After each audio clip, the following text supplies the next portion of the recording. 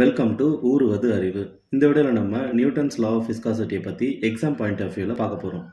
Newton's law of viscosity என்ன சொல்லுதுன்னு பார்த்தீங்கன்னா, ஒரு ஃப்ளூயிட் லேயர் மேலே ஆக்ட் பண்ணுற ஷியர் ஸ்ட்ரெஸ்ஸும் அதனால் வர ஷியர் ஸ்ட்ரெயினும் டைரக்ட்லி ப்ரொபோஷனல் சொல்லுது. டைரக்ட்லி ப்ரொபோஷனல்ன்றதை எப்படி புரிஞ்சிக்கலாம்னு பார்த்தீங்கன்னா, ஒரு பேராமீட்டரை நீங்கள் இன்க்ரீஸ் பண்ணும்போது இன்னொரு பேராமீட்டர் இன்க்ரீஸ் ஆச்சுன்னா அது ரெண்டும் டைரக்ட்லி ப்ரொபோஷனல் சொல்லுவாங்க. ஒரு பேராமீட்டர் இன்க்ரீஸ் பண்ணும்போது இன்னொரு பேராமீட்டர் டிக்ரீஸ் ஆச்சுன்னா அது ரெண்டும் இன்வெர்ஸ்லி ப்ரொபோஷனல் சொல்லுவாங்க. உதாரணமாக நீங்கள் எவ்வளோ நேரம் வேலை செய்கிறீங்களோ அதுக்கேற்ற பணம் கிடைக்கும்.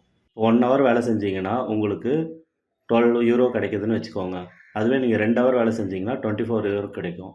அதுவே நீங்கள் 10 மணி நேரம் வேலை செஞ்சீங்கன்னா கரஸ்பாண்டிங்காக உங்களுக்கு 120 யூரோ கிடைக்கும்.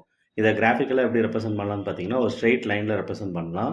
இப்போ பாருங்கள், 1 ஹவருக்கு நேராக நீங்கள் மார்க் பண்ணிங்கன்னா அந்த சைடில் ஒய் ஆக்சிஸில் 12 மார்க் பண்ணுவீங்க. 2 ஹவர் மார்க் பண்ணிங்கன்னா அங்கே 24 யூரோ மார்க் பண்ணுவீங்க.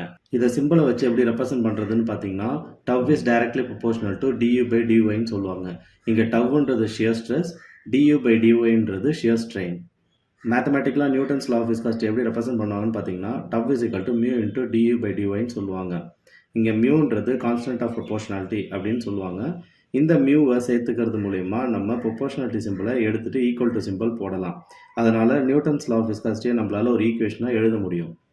இந்த லா படி ஒர்க் ஆகுற ஃப்ளூயிட்ஸ்லாம் நம்ம நியூட்டோனியன் ஃப்ளூயிட்னு சொல்லுவோம். அதாவது ஷியர் ஸ்ட்ரெஸ்ஸும் ஷியர் ஸ்ட்ரெயினும் ப்ரொபோஷனலாக இருக்கும்னு சொல்லுவாங்க.